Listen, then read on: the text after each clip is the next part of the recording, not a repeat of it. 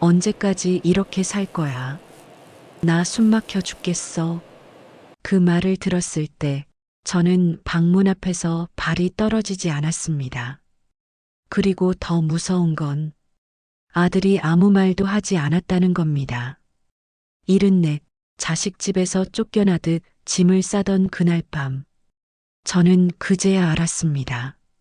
내가 가족이 아니라 짐이었다는 걸요. 이 이야기가 궁금하시다면 구독과 좋아요 눌러주시고 끝까지 함께 해주세요. 저는 올해로 74이 되었습니다. 74이라는 나이가 이렇게 무겁게 느껴진 적이 없었는데 요즘은 아침에 눈을 뜰 때마다 가슴 한쪽이 묵직하게 내려앉는 느낌이 듭니다. 살면서 참 많은 것들을 겪어왔다고 생각했는데 이 나이에 이런 일을 당하게 될 줄은 꿈에도 몰랐습니다. 저는 경상도 산골 마을에서 태어났습니다. 어릴 때부터 가난했고 배우지도 못했고 그냥 그렇게 억척스럽게 살아온 여자입니다. 19에 시집을 와서 논밭을 일구고 남편 뒷바라지하고 자식 셋을 낳아 키우면서 제 한 몸 돌볼 여유 같은 건 단 한 번도 없었습니다. 손이 터지도록 일했고 무릎이 닳도록 밭을 기었고 그렇게 한 해 한 해를 버텨왔습니다. 남편은 10년 전에 먼저 세상을 떠났습니다. 간암이었습니다. 진단을 받고 나서 채 6달도 못 버티고 훌쩍 떠나버렸는데 그 사람이 마지막으로 제 손을 꼭 쥐면서 했던 말이 아직도 귓가에 맴돕니다. 상철이한테 기대라고 큰아들이 있으니 걱정 말라고 했습니다. 저는 그 말을 믿었습니다. 아니, 믿고 싶었습니다. 큰아들 상철이는 어릴 때부터 영특했습니다. 공부도 잘하고 성격도 반듯해서 동네 어른들이 다들 칭찬을 아끼지 않던 아이였습니다. 제가 새벽같이 일어나 논에 나가면서도 상철이 도시락만큼은 꼭 챙겼고 비가 오는 날에도 우산을 들고 학교 앞까지 마중을 나갔습니다. 그 아이가 대학에 붙었다는 소식을 들었을 때 저는 밭 한가운데서 혼자 엉엉 울었습니다. 그게 그렇게 기쁠 수가 없었습니다. 상철이가 서울로 올라가고 취직을 하고 결혼을 한다고 했을 때도 저는 그냥 기뻤습니다. 며느리 미선이를 처음 봤을 때 얼굴도 곱고 똑똑해 보인다 싶어서 내심 마음에 들었습니다. 이 집안에 저런 며느리가 들어오면 우리 상철이가 잘 살겠다 싶었지요. 저는 그때만 해도 몰랐습니다. 그 며느리가 훗날 저를 이렇게 만들게 될 줄은. 처음 몇 년은 그런대로 괜찮았습니다. 명절이면 올라오고 생일이면 전화도 오고 겉으로 보기엔 별 탈 없는 집안처럼 보였습니다. 그런데 남편이 세상을 뜨고 나서 제가 혼자가 되니까 조금씩 달라지기 시작했습니다. 처음에는 눈치채지 못했습니다. 아니, 눈치를 채도 외면했던 것 같습니다. 그냥 며느리가 좀 바쁜가 보다, 상철이가 회사 일이 많은가 보다 하고 스스로를 달랬습니다. 그러다 제가 무릎 수술을 받게 되었습니다. 오른쪽 무릎이 닳을 대로 닳아서 걷는 것조차 힘들어졌습니다. 병원에서는 수술을 해야 한다고 했고 수술 후에는 한동안 혼자 생활하기가 어려울 거라고 했습니다. 그때 상철이가 올라와서 서울로 모시겠다고 했습니다. 저는 한사코 괜찮다고 했습니다. 패 끼치기 싫었으니까요. 그런데 상철이가 하도 권하는 바람에 결국 짐을 싸서 올라갔습니다. 서울 아파트에 처음 들어서던 날이 생각납니다. 엘리베이터를 타고 올라가면서 이 높은 곳에 사람이 사는구나 싶었고 상철이네 집이 꽤 넓고 깔끔해서 속으로 대견하다는 생각도 했습니다. 그런데 미선이가 현관에서 저를 맞이하는 표정이 어쩐지 영 편치 않아 보였습니다. 웃기는 웃었는데 그 웃음이 눈까지는 닿지 않았습니다. 저는 그것도 그냥 넘겼습니다. 오랜만에 시어머니가 들이닥쳤으니 불편할 수도 있겠지 싶었으니까요. 그렇게 시작된 서울살이는 처음부터 쉽지가 않았습니다. 수술 후라 몸이 불편하니 집안에서만 지내야 했고 미선이는 낮에 일을 나가고 없었습니다. 상철이도 아침 일찍 나가서 저녁 늦게 들어왔습니다. 그러다 보니 저는 하루 종일 혼자 그 넓은 아파트 안에 갇혀 있는 신세가 되었습니다. 텔레비전을 보다가 창밖을 내다보다가 그렇게 시간을 보냈습니다. 불편한 일들은 조금씩 쌓여갔습니다. 제가 부엌에 들어가서 뭔가를 하려 하면 미선이는 어머니 그냥 두세요. 제가 할게요라고 했는데 그 말투가 점점 차가워졌습니다. 나중에는 아예 부엌에 들어오지 말라는 뜻처럼 느껴질 때도 있었습니다. 제가 손자 녀석한테 뭘 하나 해주려 해도 미선이 눈치가 보여서 선뜻 나서지를 못했습니다. 저는 그 집에 있으면서 점점 작아지는 느낌이 들었습니다. 숨을 크게 쉬는 것조차 조심스러웠습니다. 그러던 어느 날 밤이었습니다. 저는 잠을 이루지 못하고 뒤척이다가 물을 한 잔 마시러 나왔는데 안방에서 미선이와 상철이가 나누는 이야기가 들렸습니다. 문이 얇은 탓에 소리가 새어나왔는데 저는 그 자리에 발이 붙어버린 듯 움직이질 못했습니다. 미선이가 말했습니다. 언제까지 이렇게 살 거냐고, 자기는 너무 힘들다고, 어머니가 여기 계시는 한자기는 숨이 막힌다고 했습니다. 그 말이 어찌나 또렷하게 들리던지 가슴에 못이 박히는 것 같았습니다. 상철이는 아무 말도 하지 않았습니다. 그냥 조용히 있었습니다. 그 침묵이 미선이의 말보다 더 아팠습니다. 저는 그날 밤 제 방으로 돌아와서 이불을 덮어쓰고 울었습니다. 소리가 새어나갈까봐 입을 틀어막고 울었습니다. 74 먹은 늙은이가 자식 집에서 이불을 뒤집어 쓰고 울고 있으니 이게 무슨 꼴인가 싶었습니다. 남편이 그렇게도 믿으라고 했던 아들인데 그 아들 집에서 이런 신세가 될 줄 몰랐습니다.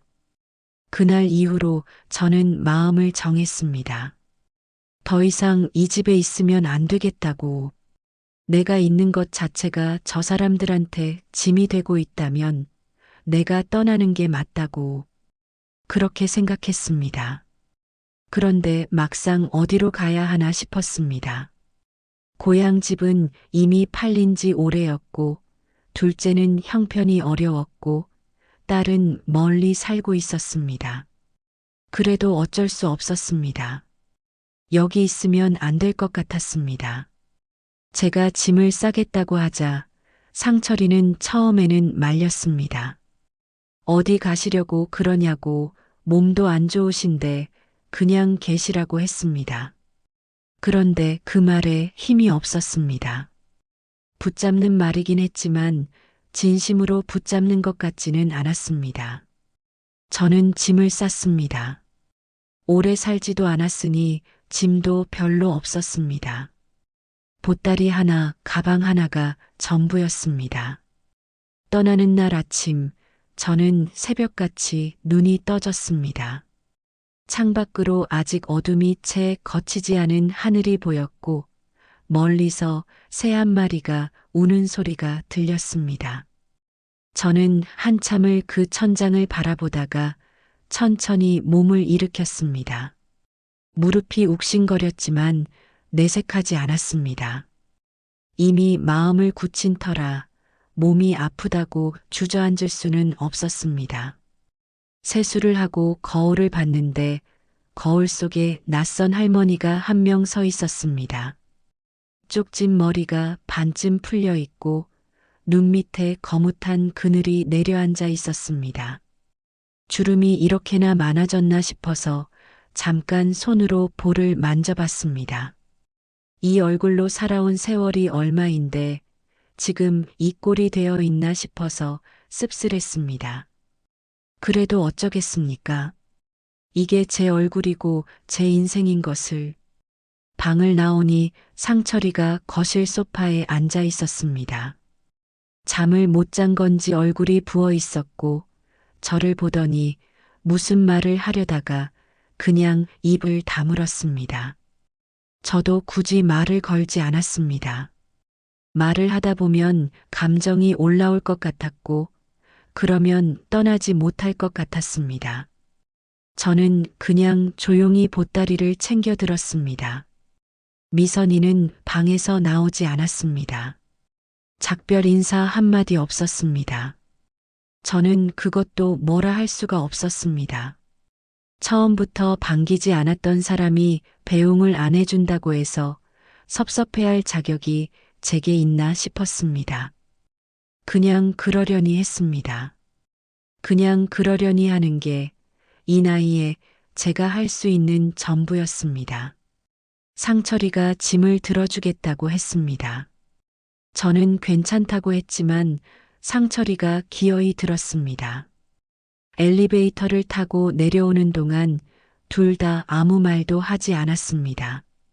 그 짧은 시간이 어찌나 길게 느껴지던지 층수가 하나씩 줄어드는 것을 보면서 저는 속으로 제 감정을 꾹꾹 눌렀습니다. 울면 안 된다고, 여기서 울면 안 된다고 되뇌었습니다. 아파트 앞에 상철이 차가 세워져 있었습니다.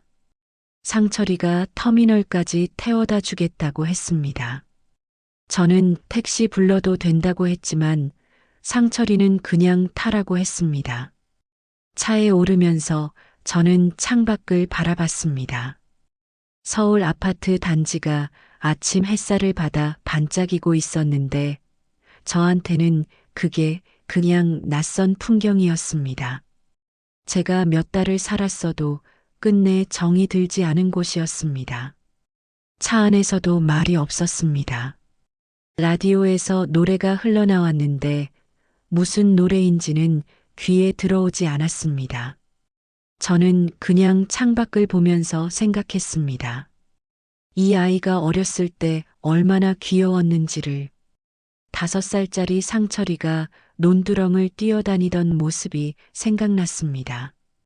엄마 엄마 하면서 제 치맛자락을 잡아당기던 그 작은 손이 생각났습니다. 그 손이 지금은 운전대를 잡고 있고 그 아이가 지금 저를 터미널로 데려가고 있습니다. 세월이 참 무섭다는 생각이 들었습니다.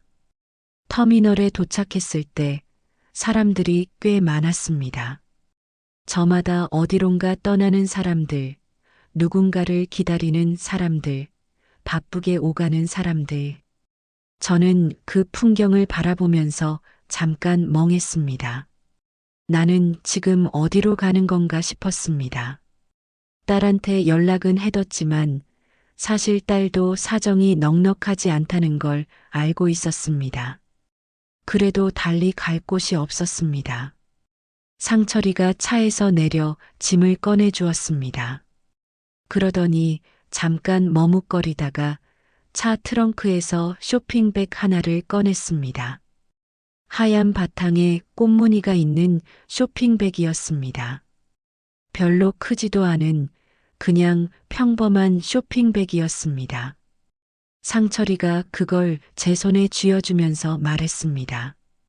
가시는 길에 필요하실 것 같아서 챙겼다고 차 안에서 드시라고 했습니다.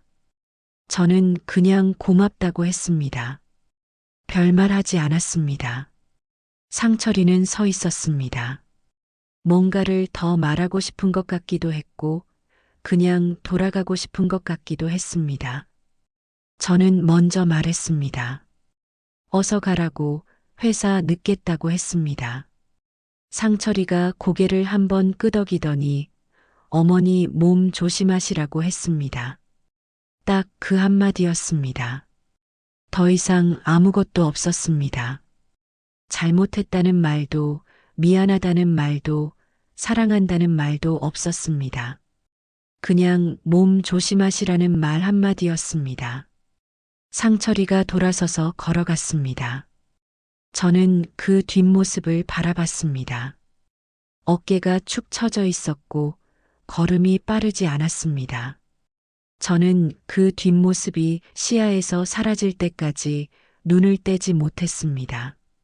차가 출발하는 소리가 들렸고 그 소리가 멀어지면서 저는 비로소 혼자가 되었다는 것을 실감했습니다.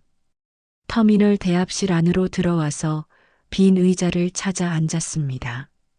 사람들이 제 주변을 분주하게 오가고 있었고 어디선가 아이 우는 소리가 들렸습니다.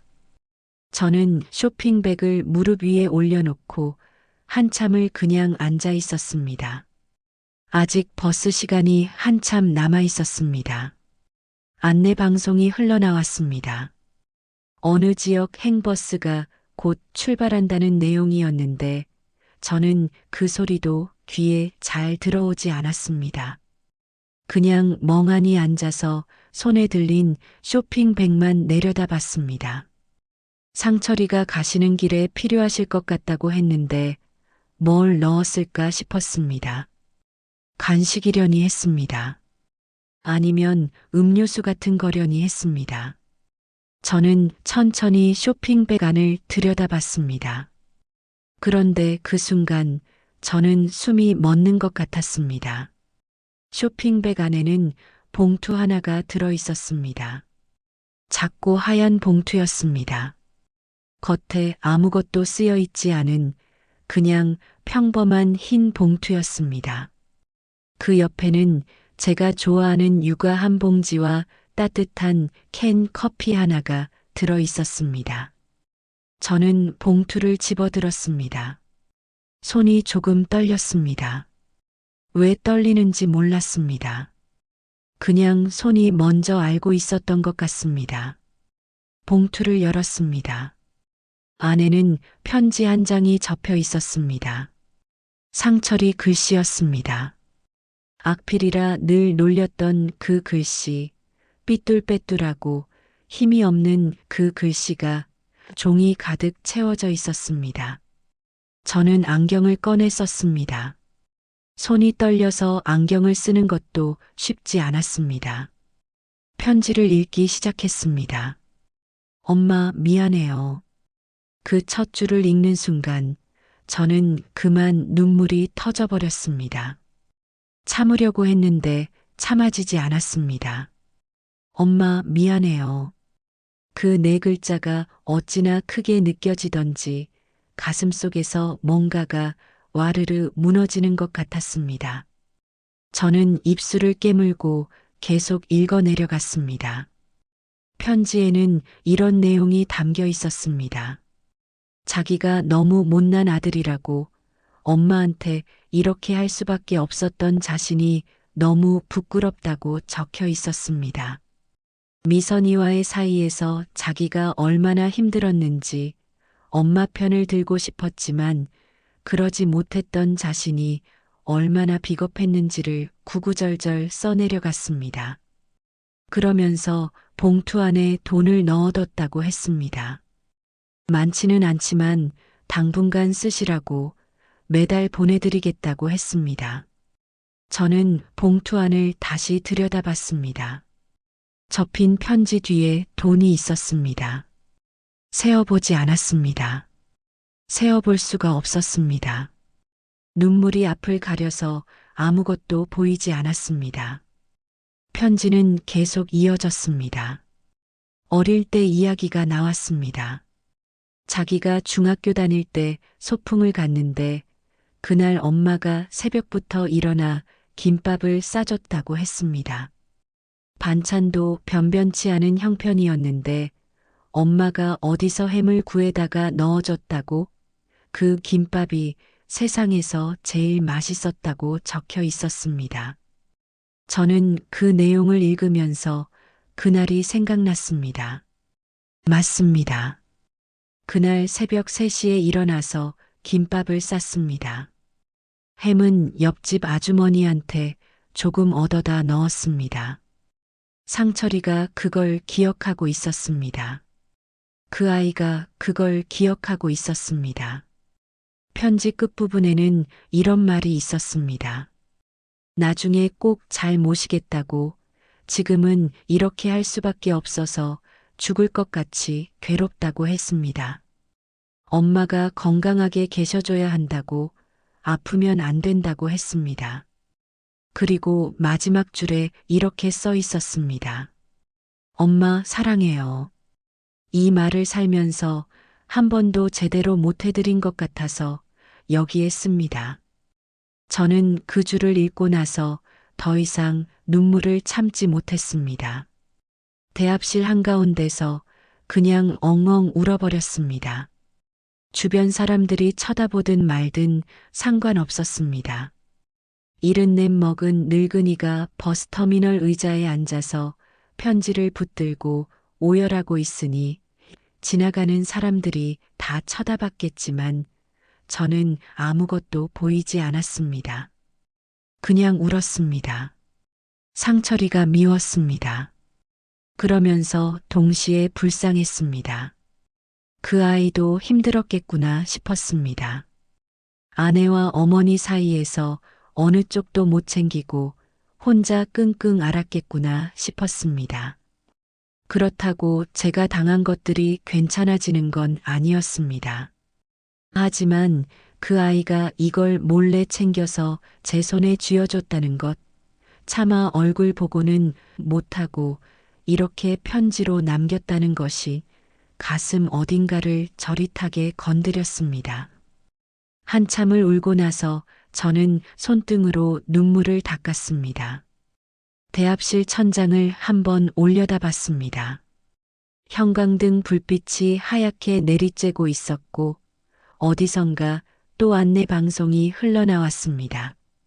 저는 편지를 다시 접어서 봉투에 넣었습니다. 그리고 그 봉투를 가슴 쪽 주머니에 넣었습니다. 버릴 수가 없었습니다. 이 편지만큼은 죽을 때까지 간직해야겠다 싶었습니다. 그때 문득 딸한테서 문자가 왔습니다. 언제 도착하냐고, 방 다 치워놨다고, 얼른 오라는 내용이었습니다. 저는 그 문자를 읽으면서 또 눈물이 났습니다. 이번엔 서러운 눈물이 아니라 조금은 따뜻한 눈물이었습니다. 나를 기다리는 사람이 있구나 싶었습니다. 아직 나한테 어서 오라고 하는 사람이 있구나 싶었습니다. 저는 캔 커피를 꺼내 한 모금 마셨습니다. 따뜻했습니다. 상철이가 챙겨준 커피였습니다. 말로는 못했지만 이렇게라도 챙긴 것이었습니다. 저는 그 따뜻함을 손바닥으로 느끼면서 한참을 그냥 앉아 있었습니다. 그런데 그때였습니다. 대합실 입구 쪽에서 누군가 뛰어오는 소리가 들렸습니다. 저는 고개를 들었습니다. 그리고 저는 그 자리에서 굳어버렸습니다. 상철이었습니다. 숨을 헐떡이며 뛰어오는 상철이가 거기 서 있었습니다. 넥타이가 비틀어져 있었고 머리카락이 흐트러져 있었습니다. 저를 발견하고는 그 자리에 멈춰 서서 저를 바라봤습니다. 눈이 빨개져 있었습니다. 저도 상철이를 바라봤습니다. 아무 말도 나오지 않았습니다. 상철이가 천천히 걸어오더니 제 앞에 무릎을 꿇었습니다. 버스터미널 한가운데서 사람들이 오가는 그 한가운데서 48 먹은 제 아들이 무릎을 꿇고 고개를 숙였습니다. 엄마, 나 잘못했어요. 그 말을 듣는 순간 저는 그만 또 울음이 터졌습니다. 저는 한동안 아무 말도 하지 못했습니다. 상철이가 제 앞에 무릎을 꿇고 있었고 저는 그 아이의 머리를 내려다보며 손이 떨렸습니다. 주변 사람들이 힐끗힐끗 쳐다보고 있었지만 아무것도 상관없었습니다.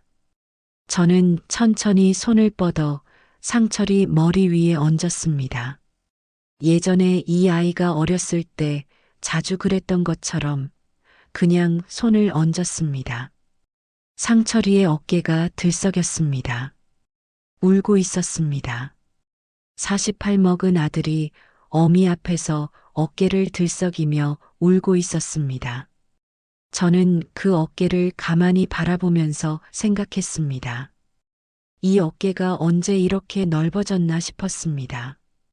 제가 업고 다니던 그 작은 등이 이렇게 커졌는데 그 안에 이 아이가 얼마나 많은 것들을 혼자 짊어지고 있었나 싶었습니다.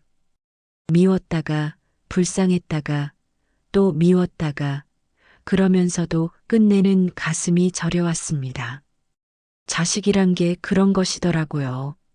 아무리 밉고 서러워도 그 자식이 내 앞에서 울면 결국 내가 더 아픈 것이 자식이란 것이더라고요. 한참 만에 상철이가 고개를 들었습니다. 눈이 퉁퉁 부어 있었고 볼에 눈물 자국이 나 있었습니다. 저는 그 얼굴을 보면서 50년 전 5살짜리 상철이가 넘어져서 울던 얼굴이 겹쳐 보였습니다. 하나도 안 변했습니다. 울 때만큼은 영락없이 그 어린 상철이었습니다. 저는 상철이한테 일어나라고 했습니다. 사람들 다 본다고 어서 일어나라고 했습니다. 상철이가 천천히 일어나서 제 옆에 앉았습니다. 둘 다 한동안 말이 없었습니다. 터미널 안을 오가는 사람들의 발소리, 안내 방송 소리, 어디선가 들려오는 아이 웃음소리가 우리 사이를 채웠습니다. 먼저 말을 꺼낸 건 저였습니다. 저는 상철이한테 물었습니다. 미선이는 알고 왔냐고. 상철이가 고개를 저었습니다. 그냥 회사 가다가 차를 돌렸다고 했습니다. 저는 그 말을 듣고 잠시 눈을 감았습니다. 그랬구나 싶었습니다. 이 아이가 차를 몰고 가다가 결국 못 가겠다 싶어서 돌아온 것이구나 싶었습니다. 저는 상철이한테 말했습니다. 엄마 걱정은 하지 말라고 딸네 가면 지낼 만할 거라고 했습니다. 상철이가 고개를 떨궜습니다. 저는 계속 말했습니다. 너도 살기 힘들다는 거 안다고 엄마가 거기 있으면 내가 더 힘들다는 것도 안다고 했습니다. 상철이가 아무 말도 못했습니다. 저는 그 침묵을 탓하지 않았습니다. 그러다가 저는 웃었습니다. 울다가 웃으니까 이상했겠지만 그냥 웃음이 나왔습니다. 상철이가 의아한 표정으로 저를 봤습니다. 저는 말했습니다. 편지 잘 받았다고 글씨는 여전히 악필이라고 했습니다. 상철이가 그 말을 듣고 픽 웃었습니다. 그 웃음이 어찌나 반갑던지 저는 그 웃는 얼굴을 눈에 담아뒀습니다. 버스 시간이 다가왔습니다. 저는 자리에서 일어났습니다. 상철이도 따라 일어나서 짐을 들어줬습니다. 승강장까지 같이 걸어갔습니다. 나란히 걷는데 상철이가 조심스럽게 제 손을 잡았습니다. 저는 깜짝 놀랐습니다. 이 아이가 언제부터인가 제 손을 잡는 법을 잊어버렸는데 오늘은 잡았습니다. 저는 아무 말 없이 그 손을 꼭 쥐었습니다. 승강장 앞에서 버스가 기다리고 있었습니다. 사람들이 하나둘 올라타고 있었습니다. 저는 상철이를 바라봤습니다. 하고 싶은 말이 많았지만 다 하지 않기로 했습니다. 살면서 다 말하지 않아도 되는 것들이 있더라고요. 느끼는 것만으로 충분한 것들이 있더라고요. 저는 상철이한테 딱 한마디만 했습니다. 밥은 잘 챙겨 먹으라고. 상철이가 고개를 끄덕였습니다. 눈이 또 빨개졌습니다. 저는 돌아서서 버스에 올랐습니다. 계단을 오르면서 무릎이 쑤셨지만 내색하지 않았습니다. 자리를 찾아 앉아서 창밖을 내다봤습니다. 상철이가 승강장에 서서 버스를 바라보고 있었습니다. 저는 유리창 너머로 그 아이를 봤습니다. 상철이도 저를 봤습니다. 버스가 천천히 움직이기 시작했습니다. 상철이의 모습이 점점 작아졌습니다. 저는 끝까지 눈을 떼지 않았습니다. 상철이가 손을 들었습니다. 작게, 어색하게 흔들었습니다. 저도 손을 들었습니다. 유리창에 손을 갖다 댔습니다. 그렇게 우리는 작별을 했습니다. 버스가 터미널을 빠져나가면서 서울 시내가 펼쳐졌습니다. 높은 건물들, 복잡한 도로, 바쁘게 오가는 사람들. 저는 그 풍경을 바라보면서 생각했습니다. 나는 이 도시와 끝내 친해지지 못했구나 싶었습니다. 그래도 괜찮았습니다. 이 도시에 내 아들이 살고 있으니까 그것만으로도 충분했습니다. 가슴 주머니에 손을 댔습니다. 편지가 거기 있었습니다. 상철이가 쓴 편지가 가슴 가까이에 있었습니다. 저는 그걸 느끼면서 눈을 감았습니다. 창밖으로 햇살이 쏟아졌습니다. 따뜻했습니다. 오랜만에 느끼는 따뜻함이었습니다. 살면서 참 많은 것들을 겪었습니다. 가난도 겪었고, 이별도 겪었고, 이런 서러움도 겪었습니다. 그래도 이상하게 지금 이 순간은 그 모든 것들이 다 지나가는 것들이었다는 생각이 들었습니다. 파도처럼 밀려왔다가 결국 지나가는 것들이었다는 생각이 들었습니다. 남은 건 결국 사람이더라고요. 남은 건 결국 그 손을 잡던 온기더라고요. 저는 창밖을 바라보며 혼자 중얼거렸습니다. 그래, 우리 상철이. 밥은 꼭 챙겨 먹어라. 버스는 달렸습니다. 서울을 빠져나가 넓은 들판이 펼쳐졌습니다. 하늘이 높았습니다. 구름이 느리게 흘렀습니다. 저는 그 하늘을 바라보면서 생각했습니다. 아직 살아있다는 것이, 아직 이 하늘을 볼 수 있다는 것이, 그것만으로도 오늘 하루는 충분하다고. 그렇게 저는 달려갔습니다. 새로운 곳을 향해 천천히, 그러나 단단하게. 좋아요와 댓글로 여러분이라면 이 상황에서 아들을 다시 받아주실지 남겨주세요.